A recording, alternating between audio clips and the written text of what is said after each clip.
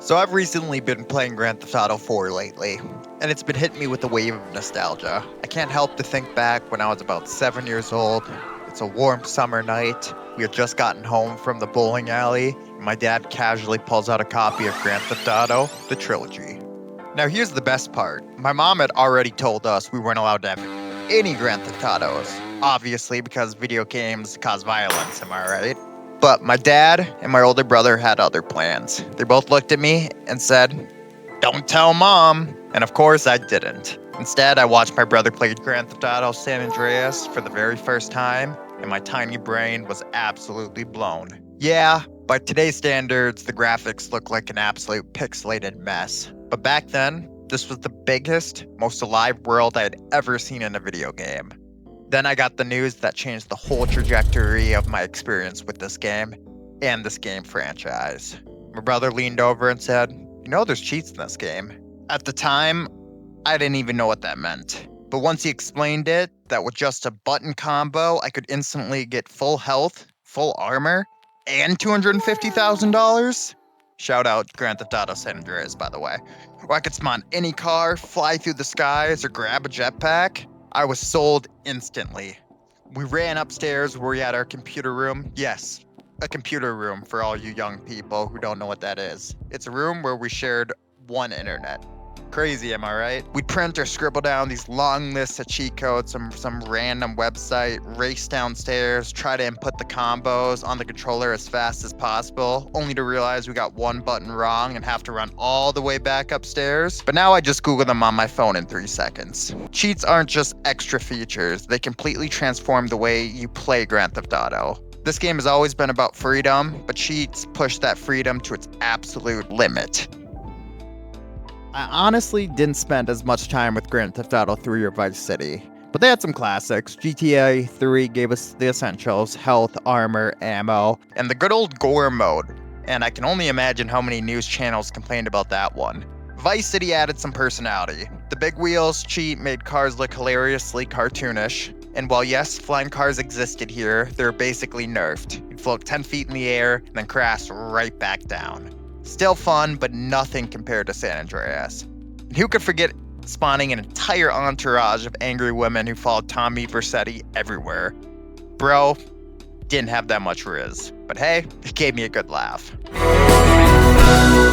Out of every Grand Theft Auto I've ever played, San Andreas is the one that made me fall in love with cheats. Sure, I played GTA 5 the most, but Grand Theft Auto San Andreas is where it all kind of clicked together for me.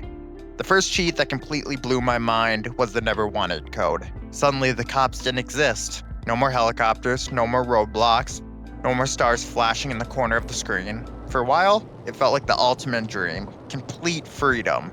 But after hours of playing with it, I had this weird realization. Without cops, without the pressure of escaping chases, the game lost its challenge. And that's when I understood.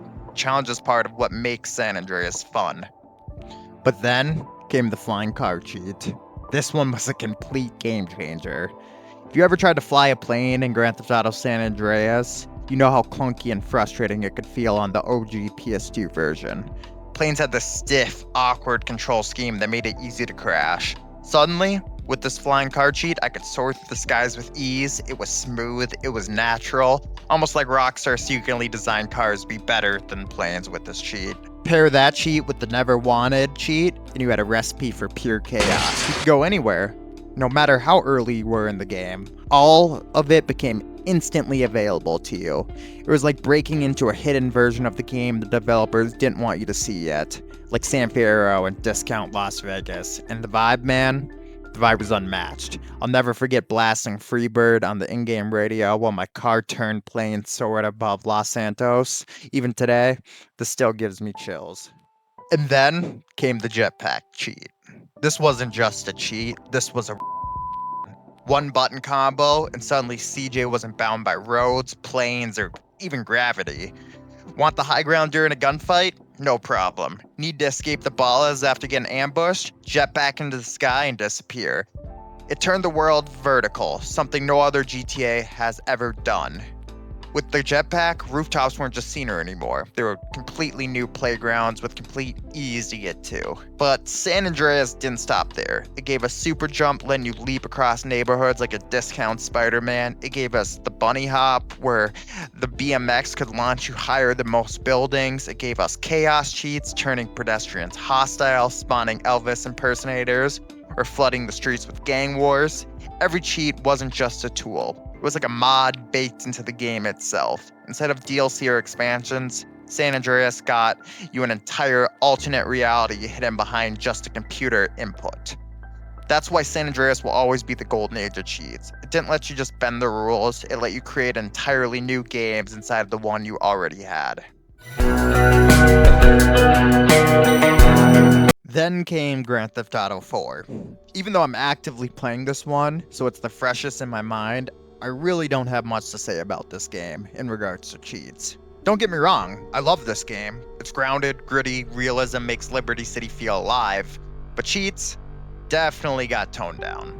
I definitely hope GTA 6 makes a more serious tone like this game and Red Dead Redemption 2, but I hope they keep the cheats wacky and interesting. Instead of button combos, you use Nico's cell phone. Just call a number and boom, cheat activated.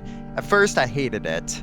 It felt too modern maybe, but looking back it was actually genius. Having cheats saved in your phone meant you didn't need to memorize anything or scribble down notes anymore, and they're always at easy access to you. Still, the selection is pretty bare. No flying cars, no jetpacks, no superhuman nonsense, just health, weapons, cars, and wanted level controls. Solid, but nowhere near as wild as San Andreas, and definitely a step in the wrong direction.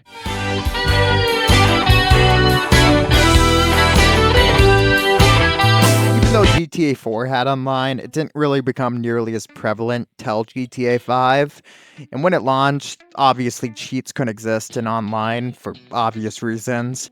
But in single player, Rockstar brought back the fun. Compared to GTA 4's grounded approach, GTA 5 gave us playful chaos again.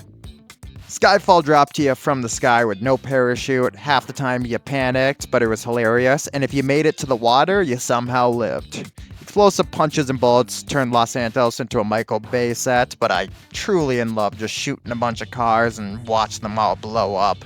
Maybe that's just the Grand Theft Auto way. GTA 5 did cheats better than GTA 4. It wasn't groundbreaking or anything like GTA San Andreas, but it was a lot more enjoyable than the previous game. And you weren't just breaking the game with this, you were making new stories. Cheats in Grand Theft Auto completely changed how I saw video games growing up. They always turned an incredible open world into a limitless sandbox. They let you bend the rules, break reality, and honestly, just have fun. Whether it's flying cars in San Andreas, to angry mobs in Vice City, or skydiving out of nowhere in Grand Theft Auto 5. These cheats weren't just extra features, they were memories. Even today, nothing beats the feeling of typing in the code, hearing that little chime, and suddenly realizing the world is yours to mess with.